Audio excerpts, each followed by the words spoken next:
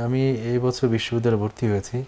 অনেক সময় ক্লাসের মধ্যে বেপরদা নারী শিক্ষিকাদের সাথে কথা বলতে হয়। কথা বলার সময় অনিচ্ছাকৃতভাবে তাদের দিকে, বিশেষ করে তাদের চেহারা অন্যান্য অঙ্গের প্রতি দৃষ্টি পড়ে যায়।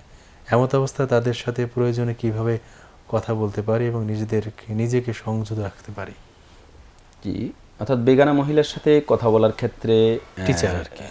যে টিচার অথবা স্টুডেন্ট যদি কোনো প্রয়োজনে কথা বলতে হয়, তো কথা বলার ক্ষেত্রে ইসলামের বিধান হচ্ছে, কোরআন কারিমে আল্লাহ তাআলা মহিলাদেরকে অ্যাড্রেস করে বলছে, রসুলের স্ত্রীদেরকে অ্যাড্রেস করে বলছে যে ওয়াকুলনা কাওলাম মারুফা, তোমরা ভালো কথা বলবে। তো তার মানে প্রয়োজনীয় ভালো কথা একে অপরের সাথে, মহিলা পুরুষের সাথে, পুরুষ মহিলার সাথে বলতে পারবে। তবে সেক্ষেত্রে দৃষ্টিকে অবনত রাখবে। কোরআন কারিমে আল্লাহ তাআলা বলছেন কুল্লিল মুমিনিনা ইয়াগুদ্দু মিন আবসারিহিম ওয়া ইহফাযু ফুরুজাহুম, এবং মহিলাদের ক্ষেত্রে আল্লাহ তাআলা বলছেন যে কুল্লিল মুমিনাতি ইয়াগুদ্দুনা মিন আবসারিহিন্না, অর্থাৎ মহিলারাও তাদের দৃষ্টিকে অবনত রাখবে এবং পুরুষরাও অবনত রাখবে।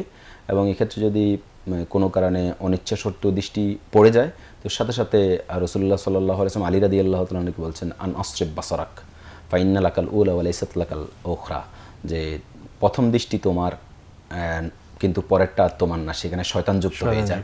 তো এই জন্য দৃষ্টি সরিয়ে নেবে এবং নিজেকে সংযত রাখার জন্য যথাসম্ভব চেষ্টা করবে, বাকিটা আল্লাহর কাছে তওবা করবে, ইস্তেগফার করবে।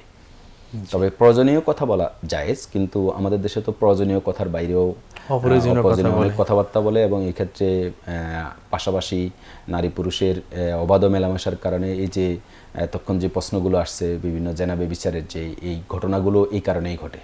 তো এখান থেকে আমাদের নিজেদের বিরত থাকা উচিত।